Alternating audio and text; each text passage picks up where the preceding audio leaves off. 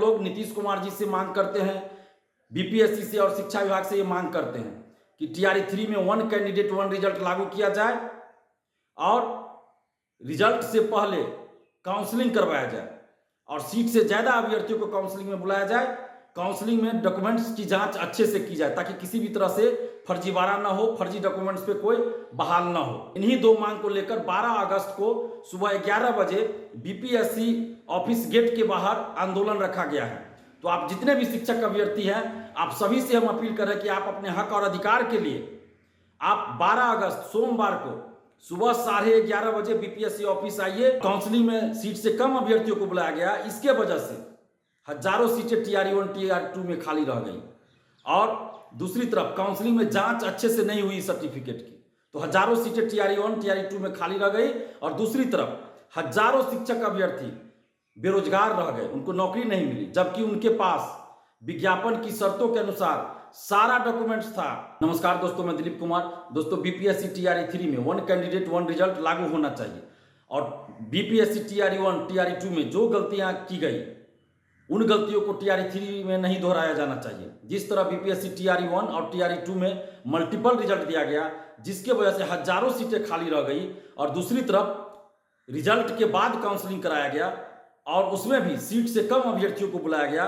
जिसके वजह से भी हजारों सीटें खाली रह गई। कहीं भी जब काउंसलिंग होता है रिजल्ट से पहले, तो आप सीट से ज्यादा अभ्यर्थियों को देखिएगा कि बुलाया जाता है, ताकि काउंसलिंग में जिनके पास डॉक्यूमेंट्स की कमी हो या फर्जी डॉक्यूमेंट्स हो, तो वैसे लोग जब बाहर होंगे तो उनके वजह से सीटें खाली ना रह जाए। इसलिए सीट से ज्यादा अभ्यर्थियों को काउंसलिंग में बुलाया जाता है और रिजल्ट से पहले काउंसलिंग करवाया जाता है। लेकिन बीपीएससी शिक्षक भर्ती पहला ऐसा उदाहरण बन गया जो रिजल्ट के बाद काउंसलिंग करवाता है। वही बीपीएससी आप देख लीजिए कि अन्य परीक्षाएं जो आयोजित करवाती है, चाहे सिविल सेवा की हो या और कोई परीक्षा या फिर बीएसएससी से कोई परीक्षा होती है, तो देखिएगा कि काउंसलिंग रिजल्ट से पहले करवाया जाता है और सीट से ज्यादा अभ्यर्थियों को काउंसलिंग में बुलाया जाता है ताकि सीटें खाली न रहे। बीपीएससी टीआरई 1 टीआरई 2 में क्या हुआ, मल्टीपल रिजल्ट दिया गया, जिसके वजह से हजारों सीटें खाली रह गई और रिजल्ट के बाद काउंसलिंग करवाया गया। काउंसलिंग में भी हजारों लोग बाहर हुए जिनके पास विज्ञापन की शर्तों के अनुसार डॉक्यूमेंट्स नहीं था या फर्जी डॉक्यूमेंट्स था, तो वैसे लोग काउंसलिंग में भी बाहर हुए और काउंसलिंग में सीट से कम लोगों को बुलाया गया था, रिजल्ट के बाद काउंसलिंग हुआ था, तो जिसके वजह से हजारों सीटें खाली रह गई। और शिक्षक बनने के बाद भी आप देखिए कि हजारों शिक्षक बाहर हो रहे हैं, अभी भी प्रक्रिया चल रही है। जिनके पास विज्ञापन की शर्तों के अनुसार डॉक्यूमेंट्स नहीं है या फिर फर्जी डॉक्यूमेंट्स है, वैसे हजारों लोग अभी भी बाहर हो रहे हैं। तो मल्टीपल रिजल्ट की वजह से और काउंसलिंग रिजल्ट के बाद जो करवाया गया और काउंसलिंग में सीट से कम अभ्यर्थियों को बुलाया गया, इसके वजह से हजारों सीटें टीआरई 1 टीआरई 2 में खाली रह गई और दूसरी तरफ काउंसलिंग में जांच अच्छे से नहीं हुई सर्टिफिकेट की, तो हजारों सीटें टीआरई 1 टीआरई 2 में खाली रह गई और दूसरी तरफ हजारों शिक्षक अभ्यर्थी बेरोजगार रह गए, उनको नौकरी नहीं मिली, जबकि उनके पास विज्ञापन की शर्तों के अनुसार सारा डॉक्यूमेंट्स था, सारा शैक्षणिक प्रशैक्षणिक सर्टिफिकेट मौजूद था। कटअप के बराबर मार्क्स लाने के बाद भी हजारों लोग शिक्षक नहीं बन पाए, उनको बाहर कर दिया गया, बेरोजगार रह गए। कटअप से 1 नंबर 2 नंबर 3 नंबर कम वाले भी हजारों अभ्यर्थी बाहर हो गए और दूसरी तरफ हजारों सीटें खाली रह गई। तो ऐसी नौबत टीआरई 3 में न आए। टीआरई 3 में लाखों शिक्षक अभ्यर्थियों के साथ न्याय हो, इसलिए हम लोग नीतीश कुमार जी से मांग करते हैं, बीपीएससी से और शिक्षा विभाग से ये मांग करते हैं कि टीआरई 3 में 1 कैंडिडेट 1 रिजल्ट लागू किया जाए और रिजल्ट से पहले काउंसलिंग करवाया जाए और सीट से ज्यादा अभ्यर्थियों को काउंसलिंग में बुलाया जाए। काउंसलिंग में डॉक्यूमेंट्स की जांच अच्छे से की जाए ताकि किसी भी तरह से फर्जीवाड़ा ना हो, फर्जी डॉक्यूमेंट्स पे कोई बहाल ना हो। और इसी मांग को लेकर, इन्हीं दो मांग को लेकर 12 अगस्त को सुबह 11 बजे बीपीएससी ऑफिस गेट के बाहर आंदोलन रखा गया है। तो आप जितने भी शिक्षक अभ्यर्थी हैं, आप सभी से हम अपील कर रहे हैं कि आप अपने हक और अधिकार के लिए आप 12 अगस्त सोमवार को सुबह 11:30 बजे बीपीएससी ऑफिस आइए और वहां हम लोग शांतिपूर्वक अपनी बातों को रखेंगे।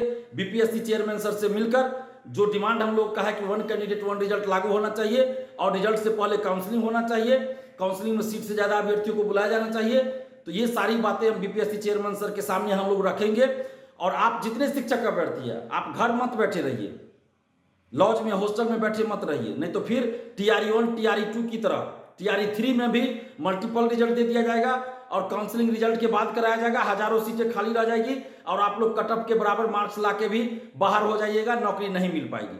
तो अगर आप चाहते हैं कि आपको नौकरी मिले, आपके साथ न्याय हो, तो आप 12 अगस्त सोमवार को सुबह 11:30 बजे बीपीएससी ऑफिस जरूर पहुंचिए। 11:30 का मतलब 11:30 बजे ही है, लेट नहीं कीजिएगा। 11:30 बजे से 5 मिनट पहले ही पहुंच जाइए आप लोग, और शांतिपूर्वक हम लोगों को अपनी बातों को मीडिया में रखना है और बीपीएससी चेयरमैन सर के सामने रखना है। और कोई भी अगर आपको भीड़ में, चाहे वो कोई भी हो, उकसाने की बात करे, हिंसात्मक बात करे, तो वैसे लोगों को पहचानिए और वैसे लोगों को पुलिस के हवाले कर देना है। चाहे हम लोग कहीं मीटिंग करते हैं, कहीं बैठक करते हैं या कोई आंदोलन करते हैं, हम हमेशा कहते हैं कि भीड़ में अगर कोई आपको उकसाने की बात करे, हिंसा की बात करे, तो वैसे लोगों को पकड़कर पुलिस के हवाले कर देना है। क्योंकि हम लोग बुद्धिजीवी हैं, पढ़े लिखे लोग हैं, तो इसलिए हम लोग आंदोलन करते हैं तो शांतिपूर्वक आंदोलन करते हैं, किसी तरह का तोड़फोड़ नहीं करते, कोई हिंसा की बात भी नहीं करते। हिंसा करना तो दूर, हिंसा की बात भी नहीं करते। और हमारे आंदोलन में कोई अगर आके किसी तरह इधर उधर की बात करे, हिंसा की बात करे, तो ऐसे लोगों को पकड़ के पुलिस के हवाले कर देना। और आप जितने भी शिक्षक अभ्यर्थी, आप सबसे अपील कर रहे हैं कि 12 अगस्त को सुबह 11:30 बजे बीपीएससी ऑफिस गेट आइए और हम लोग शांतिपूर्वक अपनी बातों को सरकार के सामने मीडिया के माध्यम से रखेंगे और बीपीएससी चेयरमैन सर से मिलकर अपनी बातों को रखेंगे, ज्ञापन सौंपेंगे। और आप जितने शिक्षक अभ्यर्थी है, आप सभी अपने साथ मोबाइल को बचाने के लिए, चूंकि अभी बरसात का समय है, कभी भी बारिश हो जाती है, 2 मिनट बारिश होती है फिर छूट जाती है, तो छाता रख लीजिए, एक छोटा पॉलीथीन रख लीजिए ताकि मोबाइल को आप बचा सके पानी से।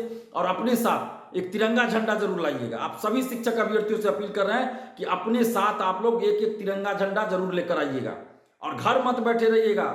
अपने हक और अधिकार के लिए 12 अगस्त को सुबह 11 बजे बीपीएससी ऑफिस जरूर आइए। धन्यवाद, जय हिंद।